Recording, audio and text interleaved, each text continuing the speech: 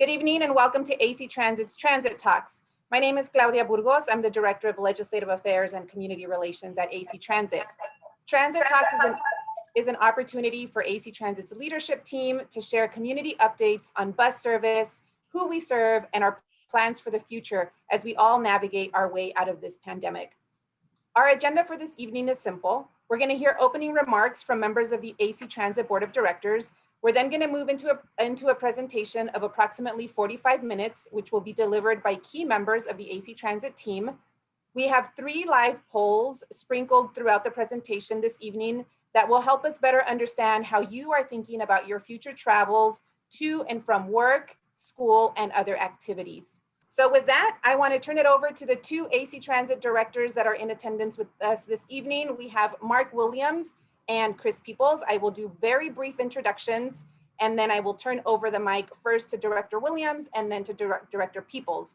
So Director Mark Williams was elected to the AC Transit Board of Directors in November 2010 to represent Ward 4 and was re-elected in 2014 and 2018. He's currently serving his 3rd term as a member of the Board of Directors and is a Ward 4 representative. He is the youngest official ever elected to the AC Transit Board of Directors. Also with us is Director Chris Peoples, who was appointed to the AC Transit Board in November of 1997 and was elected in 1998 and then re-elected 6 times since then. He serves as one of 2 at-large directors. I will now turn the microphone over to Director Mark Williams for a few remarks, who will immediately be followed by Director Peoples. Thank you. Good afternoon, everyone. What is it? Evening now. Good evening, everyone. Thank you for coming out this evening. Usually we have these kind of events in person, but as you can see, COVID has radically changed our world, and we're just very grateful that you took the time out of your schedule to be here. And I especially want to, Claudia mentioned, thank Councilmember Andrews and Salinas for taking time to show up, but also advertise the meeting. I serve as the Chair of External Affairs, so it's been quite a year and almost a half of working with my fellow board members, but also staff to procure PPE, to procure funds to keep the transit system running. As I'm sure many of you who ride, we've had to cut back on service a little bit, hours, and I appreciate you working with us and bearing with us while we're doing our best to serve your needs. We're working to procure federal funding, state funding, to bring back service. Actually, we had a board meeting yesterday discussing such issues, and we're going to need your support in the future to make sure that we're able to bring transit service back to where it was and improve it. Also want to thank my fellow colleague, Chris Peoples, who's been a stalwart ally in working to make sure that we're doing the very best and improve service. I'm not going to belabor the point. Just want to thank you for all for being here, and I look forward to getting your feedback, understanding what you're seeing out there when you're taking the bus. Any concerns, we're here to address them, and just let us know what you're thinking, what you're feeling, what you're hearing. We're going to do our best to take that into consideration and to make transit as best as we can for you and before. So thank you, and I'll turn it over to Director Peoples. Thank you, Mark, and thank you everyone for coming. It's a gorgeous day out there, and you're spending your time listening to us talk about AC Transit, and we appreciate that. As Claudia said, I'm one of the 2 at-large directors, so I back up the ward directors like Mark to help them out with issues in their areas. I have a particular interest in our zero-emission bus program and have been very active in that over the years. You can see both our fuel cell bus and our battery electric bus in my background. You have the privilege of having hired as your deputy city manager a woman who came from Alameda and has worked with us quite extensively. And I think she is going to be a great help as you move from a very suburban sort of land use to a more transit friendly and more dense land use. I think that's a difficult move for lots of communities to take, but as the Bay Area has grown its employment enormously and has not grown its housing, more and more communities are going to have to do that. Also want to call your attention, and I think Robert Del Rosario is going to talk about this pretty extensively. We're using this opportunity to reimagine our route structure. So over the next couple of years, there will be a whole bunch of meetings trying to use the knowledge of all of you who know your immediate area very intensely to talk about what we should do to change our route structure to serve you better. And I hope that you will all participate in that. But anyway, thank you for coming, and I hope you have an informative and enjoyable time this evening. And I'll turn it over to Mike Hirsch. Good evening. My name is not Mike Hirsch, but I am here on behalf of the general manager, and I would like to thank Director Williams and Director Peoples for their remarks. My name is Beverly Greene. I'm the Executive Director of External Affairs, Marketing, and Communications here at AC Transit. And as everyone knows, we are in the midst of an unprecedented time. We're in the middle of a pandemic. These are difficult economic times, and we have many difficult choices to make. Thank you for joining us tonight and for your continued support as we work to restore and rebuild service in the 13 cities and 8 unincorporated areas of Alameda and Contra Costa counties. We pride ourselves as being the 3rd largest public transit bus-only system in the country. Our service is critical to the regional economy. Our Trans-Bay service across the Bay Bridge, San Mateo Bridge, and Dumbarton Bridge has surpassed 15,000 average daily rides before the pandemic and was the service that had consistently shown growth year over year. And we were providing 30,000 rides to students daily. Whether you are a rider, a business owner, an elected official, and even if you drive, I guarantee you that anything that impacts AC Transit in one way or another impacts you too. Prior to March of 2020, we provided approximately 189,000 average weekday rides and more than 53 million rides annually. As of last week, our ridership is still down 60% compared to pre-pandemic levels. Our Trans-Bay ridership has been severely impacted due to people working from home and not commuting. But the pandemic will not last forever. And when the economy reopens, we will continue playing a critical role in the Bay Area's transportation network, connecting with 16 other public and private bus systems, 25 BART stations, 6 Amtrak stations, and 4 ferry terminals. And when Alameda's Seaplane Lagoon Ferry Terminal opens, we will connect to that ferry terminal too. While our overall ridership today is a fraction of what it was before the pandemic, we continue to providing a critical service, in particular for those that have continued to ride during the pandemic. AC Transit has always been a lifeline for many, and our service has always been a critical component of the fabric of many communities. Ensuring the sustainability of AC Transit service is truly a matter of equity, given that 65% of riders are low income and 75% of our riders are people of color. A rider survey conducted during the pandemic revealed that those still riding are really dependent, they're really reliant on our service. 40% are making essential trips, that is, trips to work, school, medical appointments, to get groceries, etc. 15% of them identified as essential workers. 43% indicated that they don't have access to a car. Today, AC Transit's ridership is the 2nd highest of any Bay Area transit agency, carrying more riders than BART on an average weekday and second only to Muni. During the pandemic, AC Transit, and if you could go to the next slide. During the pandemic, AC Transit staff has been hard at work every day getting service on the road. Our frontline employees, the bus operators, mechanics, supervisors, have come to work every day getting essential workers where they need to go. Next slide, please.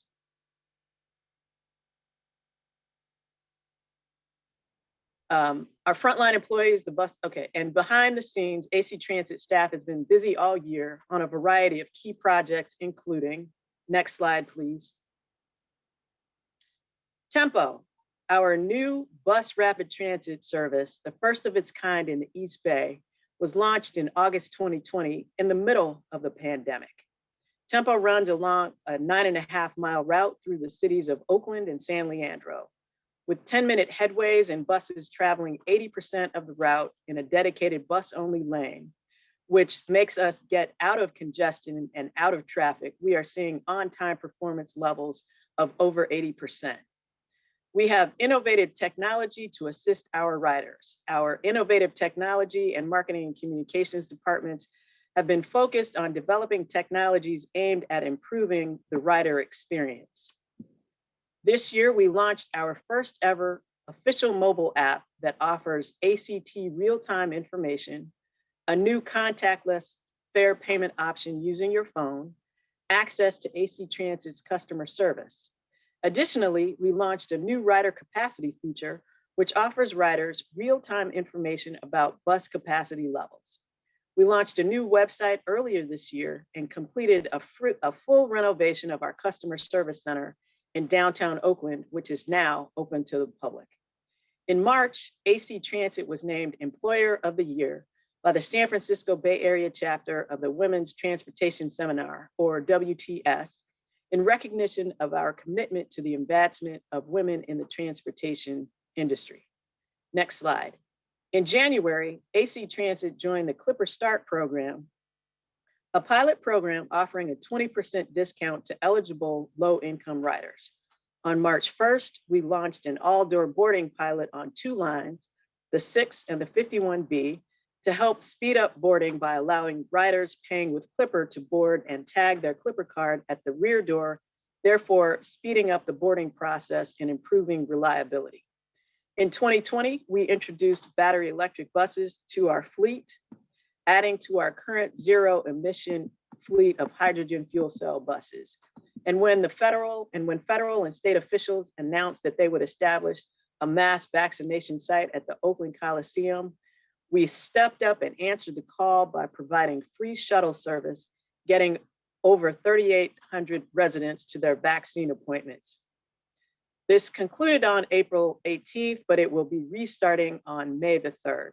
Despite the challenges of the pandemic, we've remained committed to advancing projects to improve the rider experience and better serve our customers. We are already seeing evidence of change that is forcing all of us to plan and operate differently at AC Transit. We are doing just that, adjusting, innovating, and doing our best to respond to the needs of riders as travel patterns continue evolving. Staff has prepared a couple of live polls tonight to receive instant feedback from you that will help our planners in their efforts to build a bus network that is responsive to the needs of our community. In fact, we have our first live poll now. Can we get the first poll up on the screen, please? For those listening in, the question is, how will you travel once you return to work, school, or other activities? The choices are drive alone, carpool, ride public transit, bike, walk, use Uber or Lyft, or mix it up. So if you would go ahead and vote in the poll, and we will be able to share with you what those results are. And here are the responses. So 47% of you say that you will ride public transit, 40% will mix it up, and 13% will drive alone. And with that, first of all, thank you for participating in the first live poll. And with that, I will turn over the mic to AC Transit's Acting Director of Marketing and Communications, Ms. Nichelle Lanes, who will speak about AC Transit's commitment to health and safety. Thank you. Thank you, Executive Director Greene. Good evening, Nichelle Lanes, Acting Director of Marketing and Communications. And I'm pleased to speak with you about the safety measures AC Transit has in place to continue to provide you with a safe ride. In accordance with the state and county mandates, AC Transit has taken a proactive approach to ensure safety and wellness measures for riders and operators. I want to emphasize and remind everyone that AC Transit, since the beginning of the pandemic, has and continues to require face coverings while riding on our buses. To aid in this requirement, mask and hand sanitizer, personal protective equipment, or PPEs, are available on every bus for our riders. Signage on every bus reminds riders to maintain a 6-foot social distance and to wear your face coverings correctly. Our buses are cleaned and fogged each day with a disinfectant. All of our operators use the positive airflow ventilation procedure implemented during the COVID-19 pandemic. This procedure requires all windows to be closed, the heating, ventilation, and air conditioning, or HVAC, on, and the rear roof hatch placed in the fully opened position. This pushes particulates through the roof hatch and refreshes onboard air 50 times an hour. Additionally, our maintenance department created a COVID shield for each bus. This latching shield encloses the operator for more protection from the spread of COVID-19. Finally, our buses now have a COVID limit line on the floor near the operator to ensure a 6-foot distance between riders and operators. So one of the challenges of social distancing on buses has been a significant reduction in the rider loads we can typically carry. We are limited to about 25% of our normal bus loads, between 10 and 24 riders, depending on the bus type. As AC Transit complies with CDC guidance on rider capacity, when our rider capacity has been reached, we must make the difficult decision of not onboarding additional riders. And we realize that with fewer seats available due to these social distancing requirements, knowing the bus occupancy levels as you plan your trip is a critical factor in successfully navigating our system in this unprecedented time and beyond. To that end, our innovation and technology team added a new feature to assist our riders within our ACT real-time bus arrival predictor. The rider capacity feature, which was mentioned by Executive Director Greene during her part of the presentation, enables riders to view real-time bus capacities by line. Additionally, once a bus has reached its capacity, our operators reach out to our Operations Control Center, or OCC, to send out another bus to ease overcrowding. And I'm going to now turn it over to AC Transit's Chief Financial Officer, Chris Andrzejczyk, who will present on the topic, Emergency Funding for Public Transit. Thank you, Nichelle. This, as she said, is Chris Andrzejczyk. I'm the Chief Financial Officer for AC Transit. I manage all of the district's finances and make sure we have the funds we need to provide our essential service to the public that we serve. Tonight, I'll offer a high-level overview of AC Transit's financial condition and how we're getting through the pandemic. I want to emphasize that we've gotten federal funding to keep us going, and while this funding has replaced the operating funds we lost during the pandemic as ridership plummeted, it's not additional funding. It is emergency funding that has kept us afloat. AC Transit received $114 million from the initial Pandemic CARES Act in the middle of last year. We used $30 million to fill our revenue losses in our last fiscal year, which is fiscal year 2019 through 2020, and the remaining $84 million to fill in revenue losses for this fiscal year, which is fiscal year 2020 through 2021. Looking at our next fiscal year, 2021 through 2022, we don't think the economy will be back to normal, nor do we think our regular revenues will have returned in full for the next fiscal year starting on July 1. We will be using the second federal aid package, known as the CRISA Act, to fill in the $56 million in revenue losses we project for this coming fiscal year. So again, the takeaway here is that we currently have been able to balance our budget until now, thanks to the federal aid we have received, and also because we've reduced expenses and unfortunately are providing just 75% of the service we would normally provide. Prior to the pandemic, AC Transit was in a pretty good financial position. What has helped us in this pandemic is that AC Transit has a more diverse revenue source mix. A combination of sales taxes, property taxes, fare box revenues, bridge toll funds. It's more than most agencies have. All property owners in AC Transit service area pay $8 a month in parcel taxes to support our essential service. We're extremely grateful that voters have continued to support this measure throughout the years.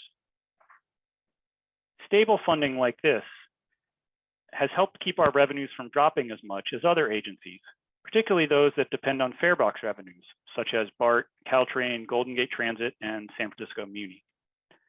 The chart on the right shows the different types of revenues that a selection of different agencies receive. The point of the chart, which is a little hard to read, is to show that we're all funded from a different mix of sources. And for those of you who are just calling in and can't see the screen, there's a very colorful bar chart that shows about 8 different agencies, and they all have a different mix of funding sources that fund them. So it's hard to predict what will happen with the economy and with transit ridership looking forward. What we're experiencing is not a normal recession. However, based on prior recessions, we believe it could take a couple of years before employment levels reach what they were before the pandemic. Since March of last year, many jobs have moved from the office and into our homes.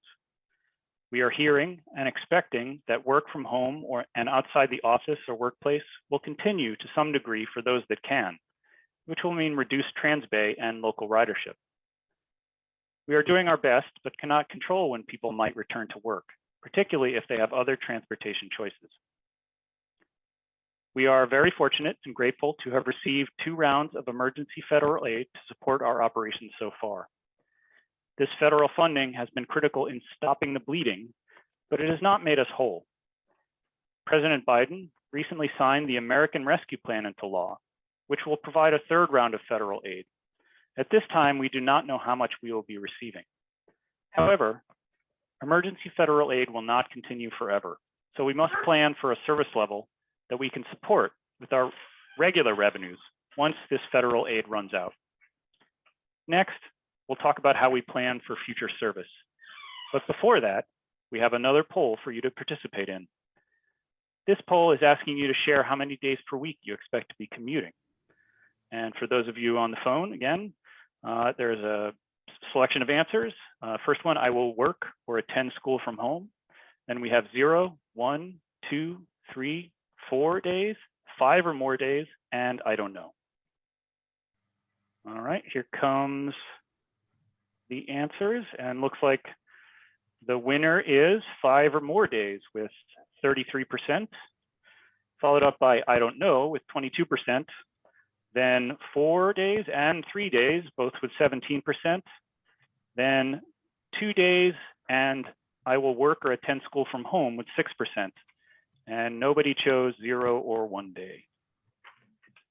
So now I'll turn it over to Robert Del Rosario. Great, thanks, Chris, and good evening, everyone. As Chris mentioned, my name is Robert Del Rosario. I'm the Director of Service Development and Planning for AC Transit, and I will discuss our current and future plans for service recovery and restoration. As we all know, in March of 2020, California experienced a shutdown due to the pandemic and corresponding public health order, which resulted in a dramatic drop in ridership. To respond to the significant ridership declines and possible workforce availability issues, we immediately shifted to 65% of pre-pandemic service levels by essentially switching to Sunday service 7 days per week, eliminating peak-only transbay service, supplementary service, and a few low-frequency local routes. Fortunately, as Chris mentioned, federal aid has helped to create a stopgap measure as our various funding sources start to come back to pre-pandemic levels. With the support of federal funding, the district is currently operating at 75% of pre-pandemic levels with a reduced operating budget. Ridership continues to trend at less than 40% of pre-pandemic levels, though that is an increase from when the pandemic started. Looking ahead, staff began planning for what service would look like as the region recovers. Due to the dynamic nature of the pandemic recovery patterns, conditions have been difficult to forecast and the situation has been in flux since that time, making planning for the future challenging. There are some critical drivers that will need to be in place to assist with development of a new network that will operate based on a new normal. These drivers are recruitment of bus operators. Natural attrition has created a situation where our current bus operator availability will not be enough to quickly grow service or return to pre-pandemic levels. To correct the situation, we are already recruiting new operators, but the hiring and onboarding training takes 4 to 5 months. Data collection on ridership patterns based on some level of predictability in the region as we safely open is another factor. And finally, decisions by businesses, facilities, and institutions to operate fully remote or have some level of return to work on site. We need to make sure we don't implement service that doesn't meet the new needs of riders post-pandemic. With the additional COVID-19 relief funding expected as part of the American Rescue Plan, staff is cautiously optimistic that the current service levels can at least be maintained through the end of fiscal year 21-22, and we hope we can do more. We will continue to engage with you as we plan to implement a new network that includes more service pending available funding. Back to the service that we operate today on the next slide. In terms of our existing network, I'd like to share what's going on the lines that we serve in Central County. Central County is a large geographic area with many routes, as you can see on this slide and the next slide. We are operating all of our local lines, many at pre-pandemic levels, except for line 94, which had low ridership prior to the pandemic. Much of our trans-based service is currently suspended, and we are strategizing on how to bring it back as demand grows. Next slide. So let's take a moment to walk you through the timeline to incrementally increase service and ultimately implement the new network, which will include a couple of rounds of public engagement activities to feed into this planning effort. We are currently holding transit talks, a series of community update meetings throughout our district in geographical clusters to provide information and hear from you, such as tonight's event. This activity will occur online and via phone. In addition, in mid-April, we restored some of our supplementary school tripper service in response to those school districts who returned to in-person instruction, along with some minor adjustments to bring some local service back online. Moving forward, we'll be making more adjustments to bring back some service in August of 2021, especially as schools plan to fully reopen, and hope to add more service next spring. Provided that there is some semblance of normalcy, staff proposes outreach and engagement activities in the fall of this year to help plan for the new network with better information on budget, ridership trends, and patterns. This activity will occur before staff develops any new proposals and will happen over an 8-week period of outreach and communications that will include surveys, online engagement, virtual events, and outreach in the community. The purpose will be to seek from our riders and community about their future travel plans and needs, and to learn what's important to riders as we plan for service recovery. This outreach will help the district plan for equitable service growth and assist with difficult trade-off decisions that go beyond ridership and trends. Then we will take all the data and information received to develop a plan. We will then launch into community outreach and engagement in early 2022 to support the district's public hearing process on a draft plan. This activity will be a 6-week public outreach and communications period seeking public response and comments. This formal public engagement process will give district staff the opportunity to make additional adjustments to the plan based on feedback and to bring a final proposal to the board of directors for approval. The final phase of service recovery outreach will be an ambassador education and communications effort to assist riders with service changes in their communities. Again, the objective is to implement a new service network in the summer of 2022. So this takes us to our final live poll question. And this question is about your transit priorities. Help AC Transit set its priorities for recovery. What actions should come first? First one is improve service to disadvantaged communities. The next option is improve service on major transit lines where ridership is highest. The third is increase service to cover as much of the service area as possible. And the last but not least is restore trans-based service. So we'll wait a few seconds to get some responses and we'll have those posted. All right, as expected, the answers are pretty evenly dispersed amongst the four. The highest, of course, is at 42%, which is increased service to cover as much of the service area as possible. Then a tie at 25% is improved service to disadvantaged communities, along with improved service on major transit lines where ridership is highest. And then the last at 8% is restored transit-based service.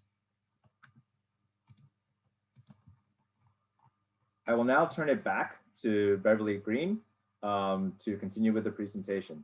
And thank you for participating in the live poll, and thanks for your time. Good evening again, and thank you for your attention. We will start the question and answer portion shortly. I would like to share some project updates with you that are not related to the pandemic, but are important to our future operations.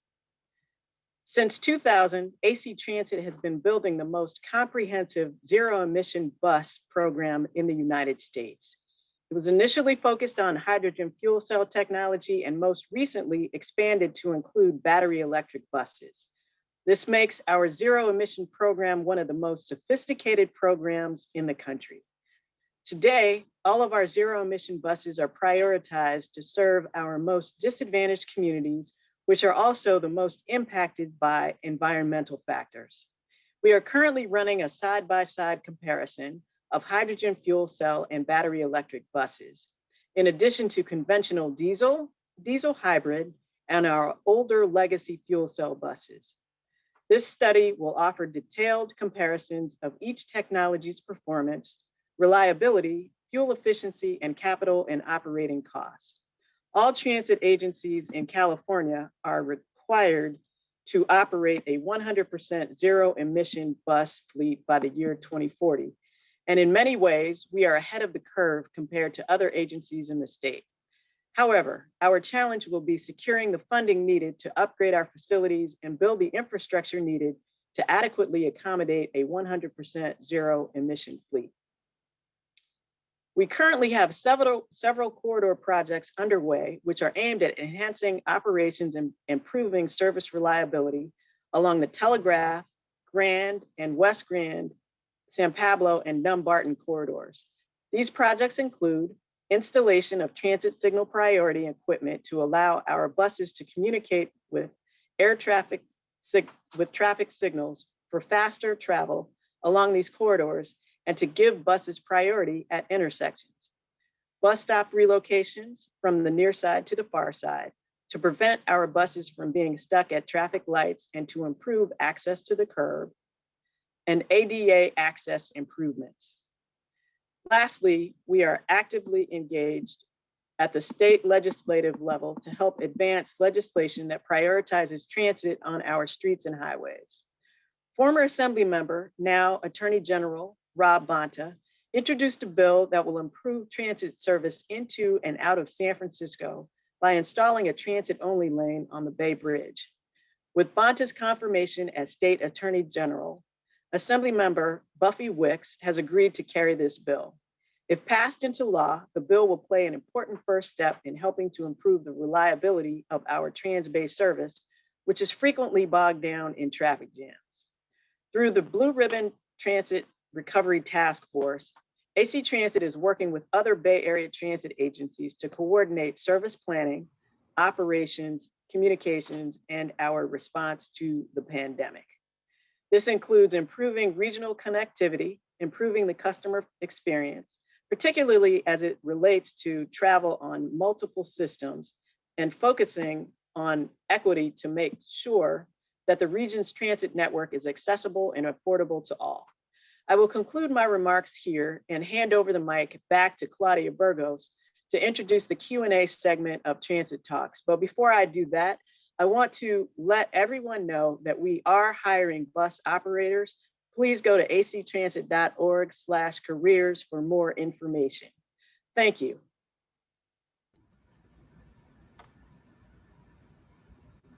Thank you, Executive Director Greene, and thank you to all of the presenters.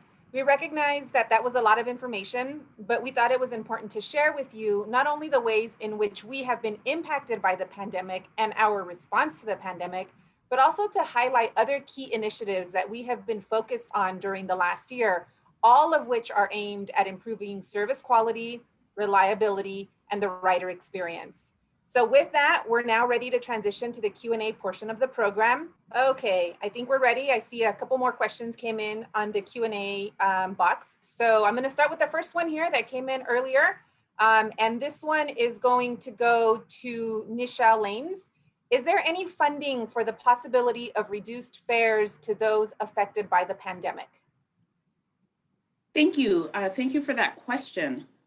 So there are some opportunities for reduced fares. One of them we highlighted a little bit in the presentation at the start, but I really want to emphasize it here. In January, in the midst of the pandemic, AC Transit became a participant in a program called Clippers Start.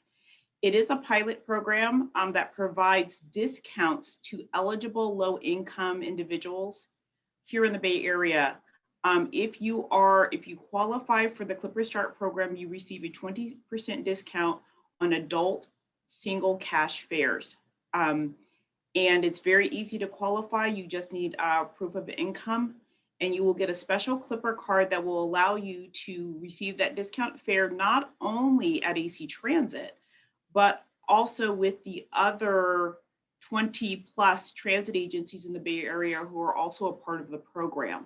So it is an opportunity to receive discounted fares during that time and beyond. Currently it's a pilot, but we hope that it becomes a permanent part of our fare products here at AC Transit. Thank you, Nichelle.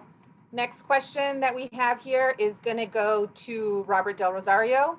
As someone with a physical disability that may not be visible, will we have the option to exit the bus in the front? While the back exit can be lowered, it is not always done and is not as low as a front exit. Sure, absolutely. You'll always have the option to exit through the front door. I think the only exception would be our tempo line, where the front door is not on the platform. You actually have to go in and out through the middle door and the rear door of the bus.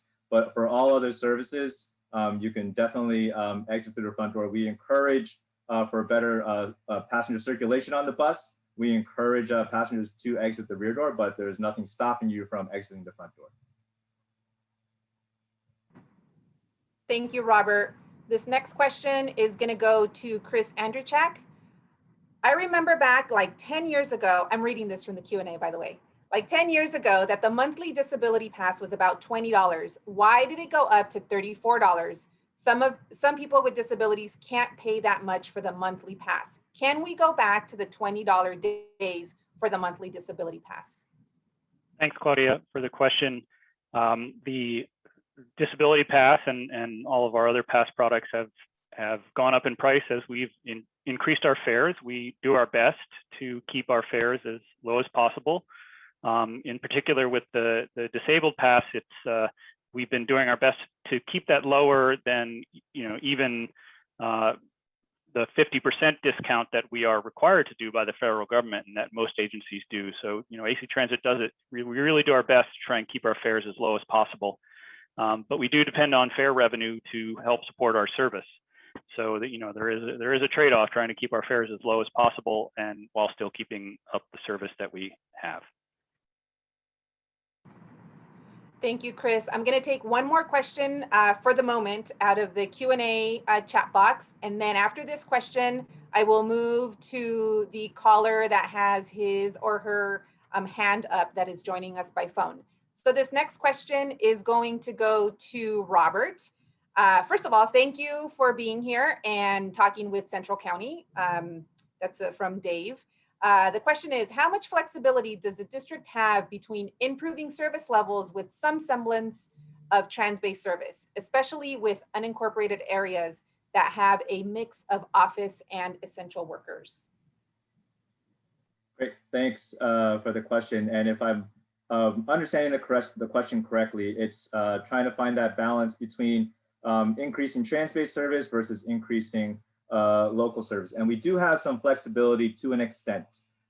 We do have to make sure the service that we return is done equitably. And we do know that lots of our local service has riders that don't have any other means to get around. A lot of those local services also go through disadvantaged communities. And so those are the services that we do want to prioritize. but we also know that we have some demand for the return of trans-based service. So we're trying little bits of that and seeing how that works. You know, Trans-Bay is going to be the big question mark, we believe, in a lot of our restoration of service because of all of the opportunities for workers who typically work in downtown San Francisco to work from home. So it is going to be a little bit of a chicken and egg type of planning situation for us, where we're going to put a little bit of service out there and hopefully some riders come and then increase incrementally that way. Thank you, Robert. So now, Tammy, I'm going to ask for your assistance so we can get the question from the call-in participant. Looks like the number ends in 9209. Can you walk us through to get that person unmuted and so that he or she can ask their question? Yes, go ahead. Okay. For the record, my name is Clarence Fisher. I go back to the days of Key System before AC Transit came around. Although I have two questions, I will just ask one now, and if there's time, let me know to ask number two. Currently, there is the 6-foot limitation on seating. June 15th, California is supposed to go down to 3 feet. At that time, will pass-ups be eliminated, especially on the 1, 10, 51, and 72? Thank you.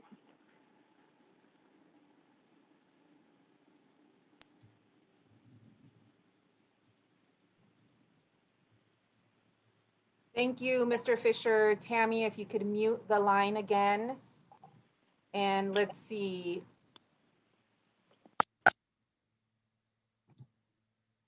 Robert, can you take that question? Yeah, sure. On pass ups. So it's the biggest challenge that we're facing right now, and also the number one customer complaint we're receiving is regarding pass ups. A lot due to the 6-foot social distancing requirements and limited resources. So we're really want to follow state and county guidance on when to relax distancing. And then what we're trying to do in the meantime is back up those buses as much as possible with standby service. I'm hearing some feedback. But I think that feedback might be mine. But what we're trying to do is see if we can use standbys to accommodate for passes as best we can. And then see what happens with changing conditions with CDC, county, state, and hopefully we can get back to some semblance of normalcy in the summer.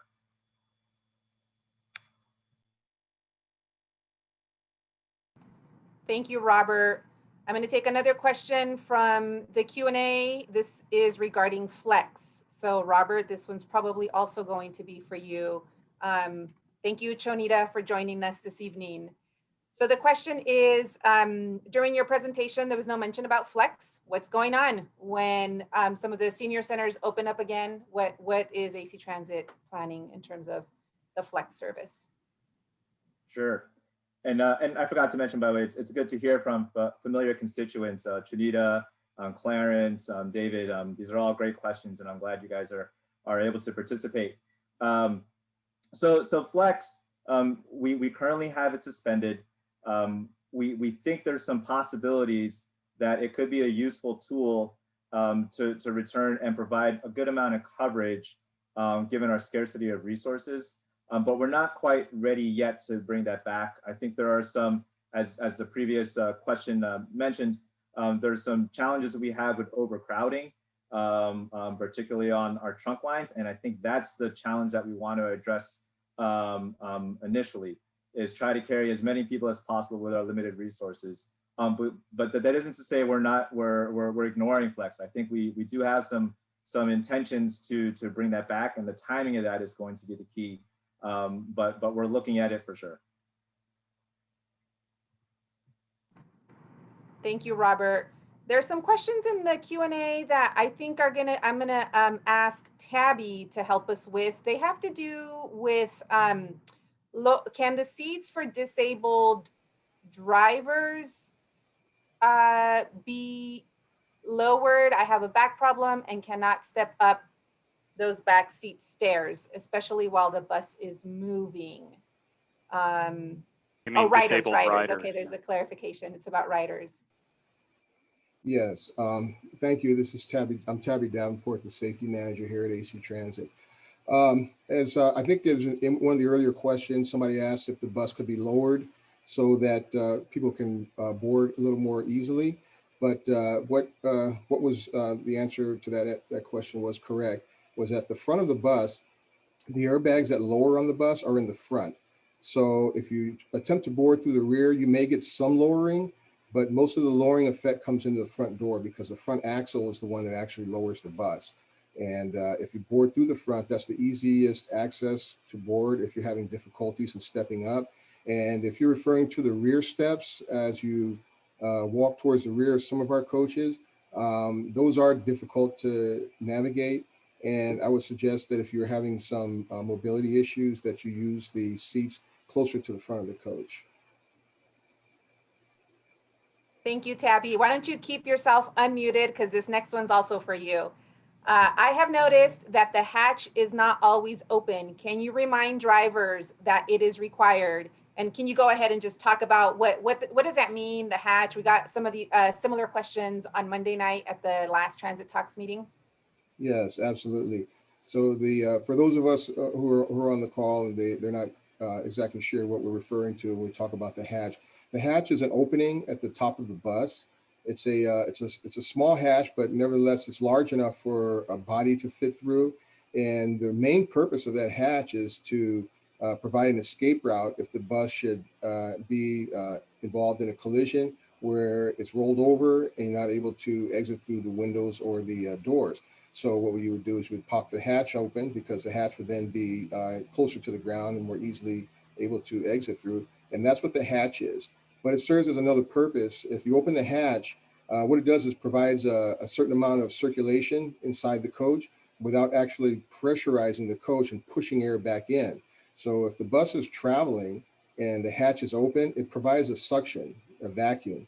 So any particulates that are inside of the bus will rise to the top of the bus where the hatch is and will exit through the hatch. So yes, we'll do. We did issue instructions for the operators so that they will open the hatch, run the HVAC system, and that would be the process to circulate the air inside the coach in the most efficient means. So what we can do is we will remind the operators to make sure that the hatches are open. The only time that you won't see the hatch open is probably in the winter time, is probably what you're referring to, because when we're having large amounts of rain, that could affect the interior of the coach, because when the bus is stopped, then you get a little bit of moisture gathering at the rear hatch, and it will eventually drip into the coach, and we don't want to cause a slip hazard in the back. So in those times, we do advise that they go ahead and close the hatch, because the air circulation with the HVAC system is still appropriate. Thank you. I would like to add, if you are on a coach and the hatch is closed and it's not weather related, please feel free to let AC Transit know by filling out our feedback form that you can get from our official app on actransit.org, or by calling us at 510-891-4777 and let us know the bus number so that we can get back to our operators and let them know. So thank you. And also one more thing, if I may add, keep in mind that you can also ask the operator if the hatch for some reason became into the closed position. Sometimes passengers will close the hatches on their own.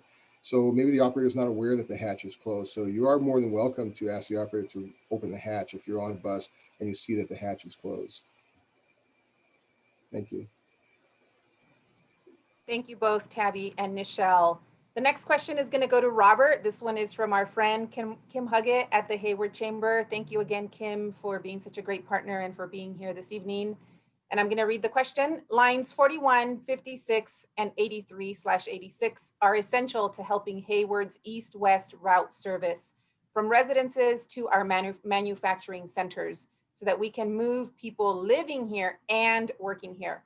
Are they being preserved? That's a great question, Kim. And I know that prior to the pandemic, we had just released a new service network under AC Go that really improved east-west connections in Hayward. So we do have every intention of preserving those east-west connections in Hayward and in Central County in general. We know it's a major issue for Central County. And I think we haven't seen the potential yet of those routes. We are going to create a new network, as I mentioned, in the summer of 2022.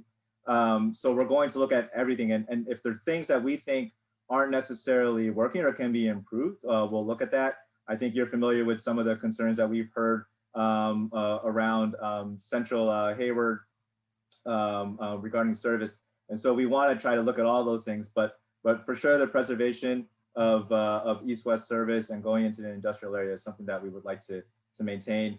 The one caveat I'll give to that is, of course, we have to see what our resources, how far our resources will take us, but I think we feel confident there are some resources coming along the way that Chris had mentioned.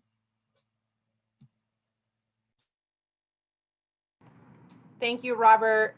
This next question has to do with hiring. So I'm gonna, this one's gonna go to Executive Director Greene.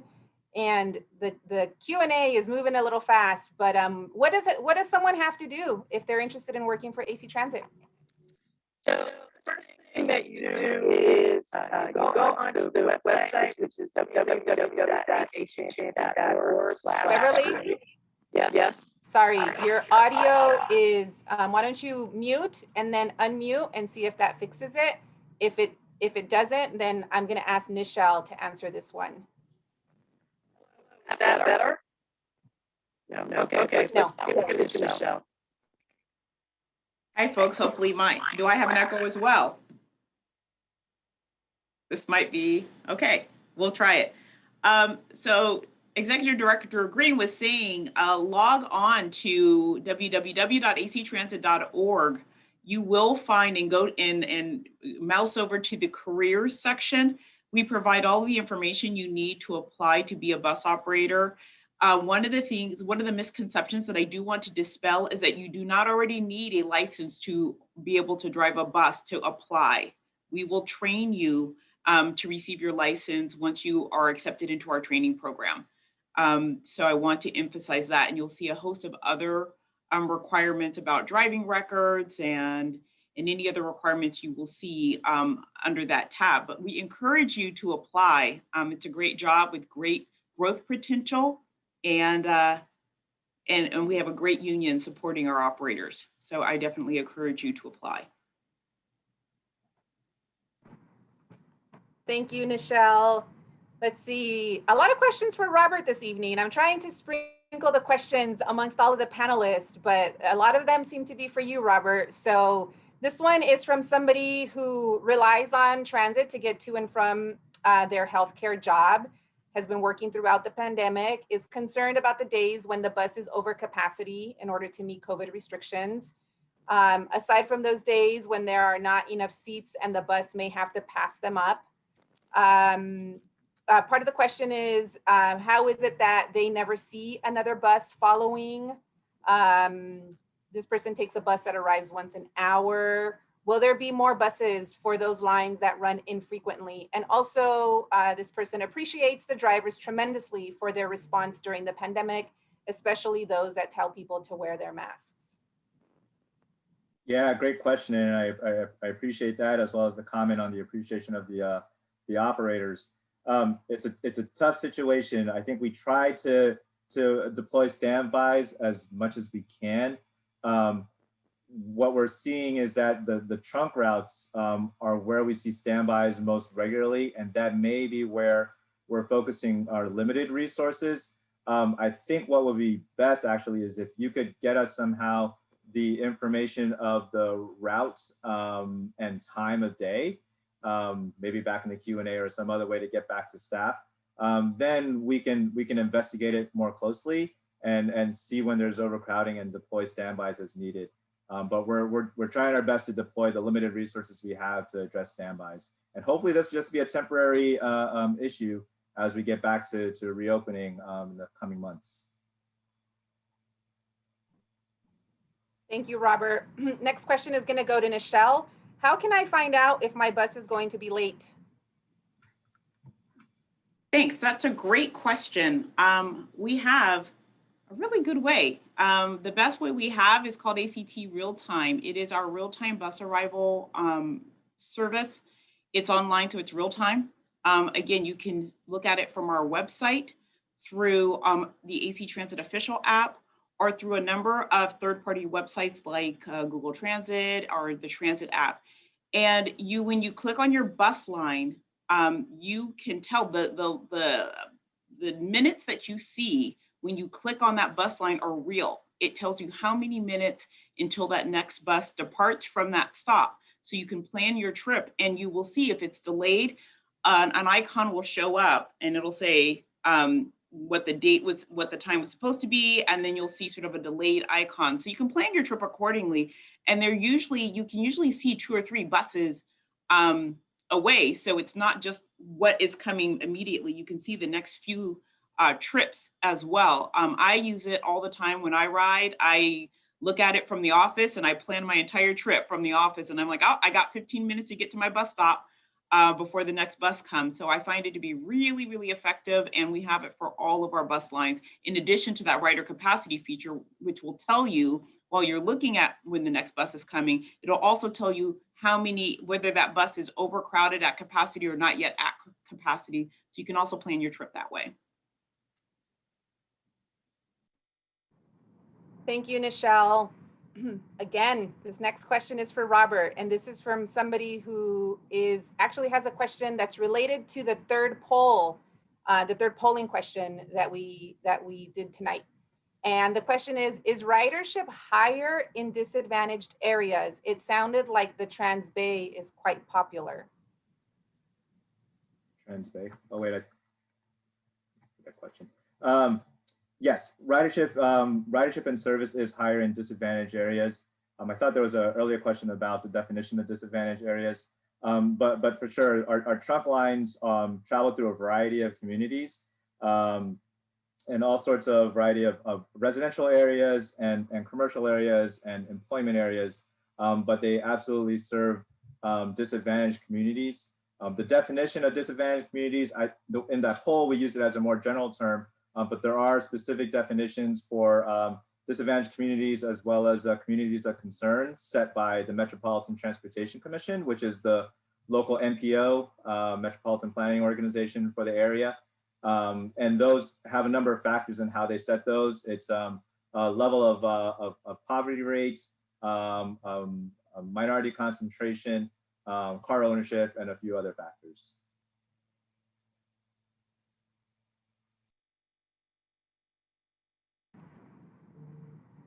Thank you, Robert. This next one is going to go to Tabby. Whoops. So it has to do with the AC on the buses. I'm just going to read the question. The AC on the buses was bad prior to the pandemic. Has that been fixed as summer approaches? I think it is critical with COVID now. Yes, I'm going to defer that one to Cecil, the Director of Maintenance, as far as the maintenance of the HVAC systems. Perhaps Cecil can better field that question. Good evening, everyone. Cecil Blandon, Director of Maintenance. So our buses here with the HVAC, yes, it is very important that the HVAC is working correctly. So the good thing is that the district is currently, all vehicles that are being operated are HVAC equipped. That's the first part that's very important to make sure that the systems are working correctly. The other item is, older vehicles that the systems are not as reliable or not in service, which makes it for the summertime, as we're approaching the summertime, the AC system will be in a much better condition for those riders that are taking the buses and using them. So, I would be happy to report to say that, all our vehicles that will be used during the summertime are all 100% HVAC equipped from the factory, making the most reliable system available and the most efficient system to keep the passengers cool during the summer months. Thank you. And this is Beverly Greene. May I add something to the answer about bus operator qualifications? Can you hear me? Yeah, it's a little bit better. Okay. So just to go back to the requirements to be a bus operator, the desirable qualifications are exceptional verbal communication skills, professional interaction with customers, and the ability to courteously diffuse conflict. It would be good if you were motivated, dependable, punctual, and assumed pride in representing AC Transit. It's necessary to have the ability to work independently, follow safety rules and company policies at all times. Applicants must meet the district safe driving standards, including being 21 years of age, 3 years of driving with a regular license, not more than one moving violation in the past 3 years, no at-fault accidents in the past 3 years, no failures to appear or failures to pay in the last 3 years, no suspensions in the last 3 years, no reckless driving or driving under the influence in the past 7 years. So this is the information that you can find on actransit.org/careers, and we encourage you to do that. AC Transit has excellent benefits packages, as Michelle mentioned earlier. Thank you. Thank you, Beverly. This next question is for Robert. Robert, do you see AC Transit doing a second tempo line? Now that tempo is up and running, more people are getting excited about it. It's a wonderful system that has benefited so many riders in our community. And so they're asking about possibly on San Pablo. Maybe you can talk a little bit about what we have going on with ACTC on the East 14th Mission Corridor that goes through the city of Hayward. Sure, yeah, that'd be good. And you're right, Tempo BRT is quite popular. And you know, this is during the pandemic. Imagine once we have health restrictions removed, that's gonna be a very popular route. And I think it's going to exceed a lot of our expectations. So we do want to work on a future BRT line. We're currently coordinating with the Alameda County Transportation Commission on looking at what that new next BRT line is. And I think there's a couple of corridors that we're looking at. One is what Claudia mentioned with the East 14th Mission Extension. So that's taking BRT at San Leandro BART Station and having that go further south into Hayward BART and then all the way down to the Union City BART Station and possibly beyond. So that's a potential. And then the other potential is San Pablo Avenue, I think as was mentioned in the comments. And that one would be, I think, around 15 miles travel between Oakland and Richmond along the corridor. Both are great corridors to look at. I think they have their plus and minuses for each one. The East 14th one is a natural continuation of BRT. Whereas San Pablo travels through a variety of neighborhoods, has a lot of attractors along that corridor, and has a lot of high ridership. So I think those are two that we're studying, and we'll learn more information in the next few months on that. Thank you, Robert. Next, I want to check with the staff members that are managing our Spanish and Chinese phone lines. Chantel, can you let me know if you see any raised hands from folks that are on the Spanish line? Hi, good evening. We have no questions from the Spanish interpretation line. Thank you. Thank you, Chantel. And Stephen, can you tell us if there's any questions on the Chinese phone line? Hi, there are not any questions on the Chinese phone line tonight. Okay, thank you very much. Want to make sure that we're checking in with those that are participating in this transit talk outside of the main Zoom platform. Let's see, there's a question here about double-decker buses for Transbay lines. Robert, what can you share about the future of double-decker buses? Yeah, good question and good timing. So our current double-decker buses are coming out of the Richmond division, and they mainly serve the lines out, up in that area from about Berkeley all the way up to Richmond. And those lines go into San Francisco. We also use them for early morning, early bird service that replaces the BART service in the morning. So it's quite popular with the riders, the double-decker buses. What we were able to do is retrofit our seminary division in East Oakland so that we can have double-decker buses also travel in this area and also around the Oakland area and into Alameda. I think the question was actually about the OOX and W. we're reviewing those now. I don't think the O would be a good candidate because of all the on and off boarding activity.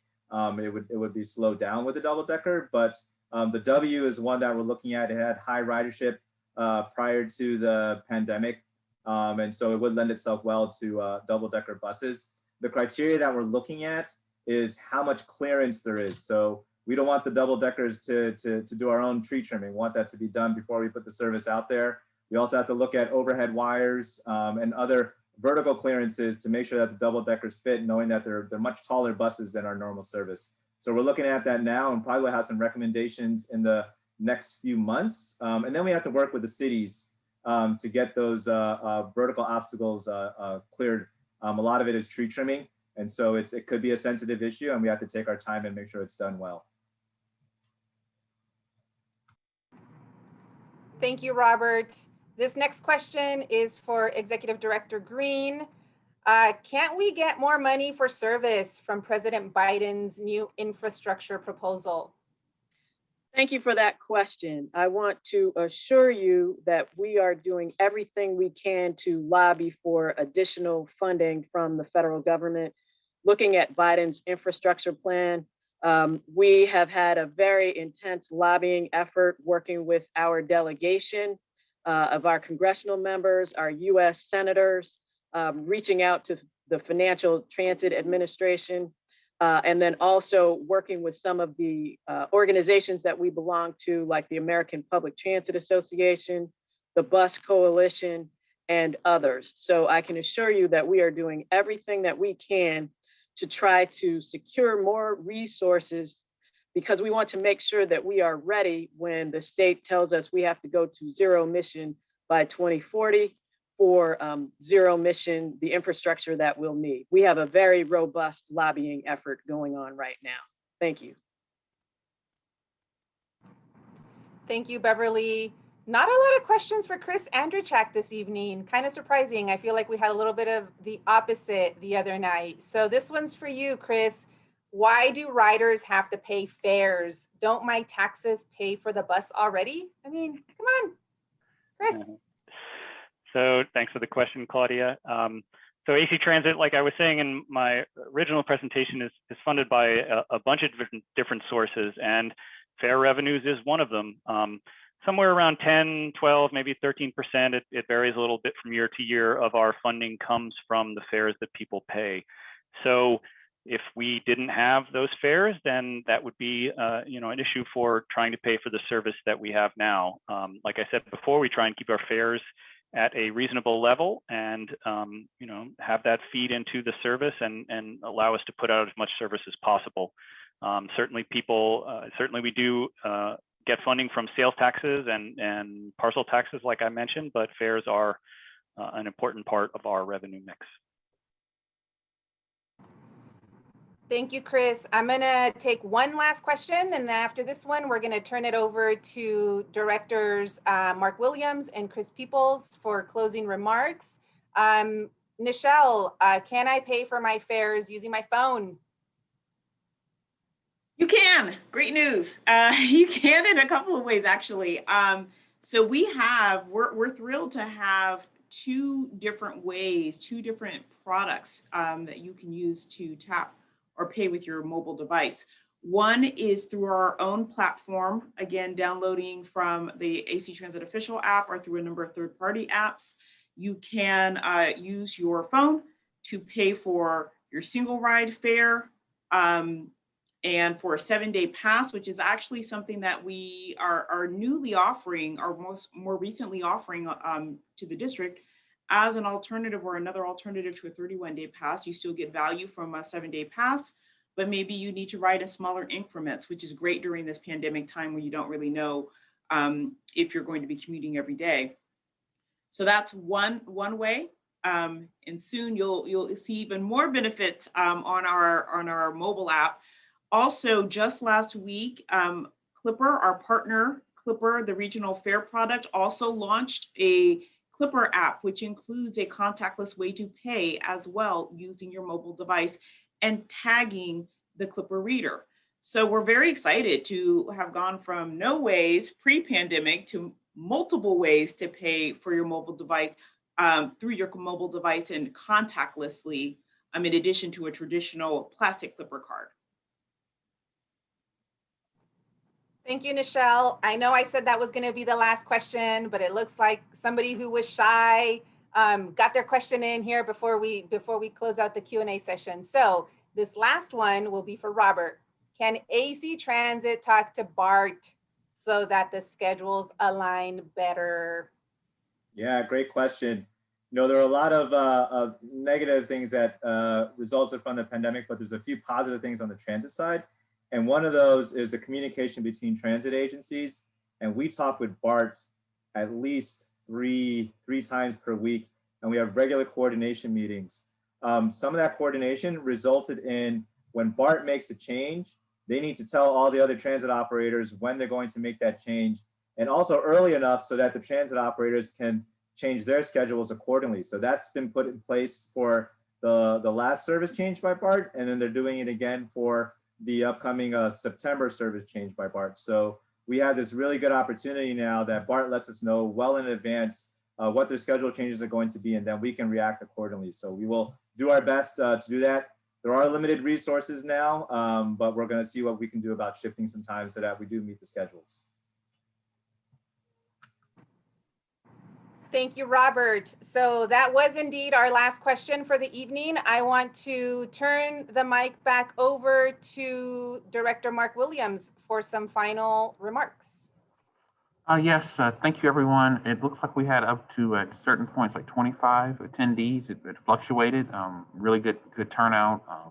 Thank you to the staff for being available and doing a good job of fielding all the questions. You see, it wasn't the elected officials, talking. It was the staff giving you the exact information you needed, which I really appreciated. You can look at I don't know if you can really see it, but holding something up. I've got notes, lots of notes. I took lots of notes. So at our next board meeting, I'll be relaying this back to my fellow board members, to the general manager, to let them know. About the flex shuttle, about the hatch, transport versus local service, double-decker buses, talking about the official app, etc. So everything you said was heard, and I'm going to take it back and do my best to incorporate your suggestions and address the issues that you raised. I'm glad that we were able to do this. Too bad we can't do it more often. Please, if you also have other issues, call into our board meetings and let us know. Thank you. Thank you, Director Williams. And now we have put back up on the screen the ways that you can stay engaged. Is there an echo? I think I heard myself. No? Or are you going to let me talk? Oh, I'm sorry. Yes, Director Peoples, please do. Yeah, sorry about that. Thank you all for coming.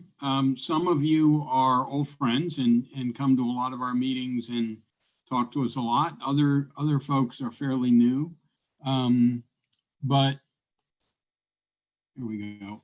I think this is an important set of meetings, and I really want to thank staff. I know this is a huge amount of work, and they've done good work on it. And as I said at the beginning, I really encourage you to keep an eye on the meetings that are going to happen about the changes in our bus network. I think it will be very important for Robert and all of his folks to get the feedback from people who are actually on the street and actually use the system. But thank you and good evening. Thank you, Director Peoples. My apologies. And as I mentioned, we have here on the screen the ways that you can continue to stay engaged with us. You could visit our website. You could send us an email, talks@actransit.org. You can leave us a voicemail in English, Chinese, or Spanish. We have dedicated phone lines that we have set up. Or you could send us your comments via mail here at the general offices in downtown Oakland. So with that, we're going to close out today's meeting. The next meeting is next Monday, May 3rd. That meeting will cover the cities of Oakland and San Leandro. If you have more questions that didn't get answered, please join us then. Please help us spread the word. If you have friends, family, colleagues that live in those cities, please encourage them to join us. Thank you very much. And at the very end of the Zoom, when it closes out, there's going to be a satisfaction survey that will show up on your screen. If you could take 1 minute, literally is what it takes to fill that out and let us know how we did. Thank you again and have a good night, everybody. Bye-bye.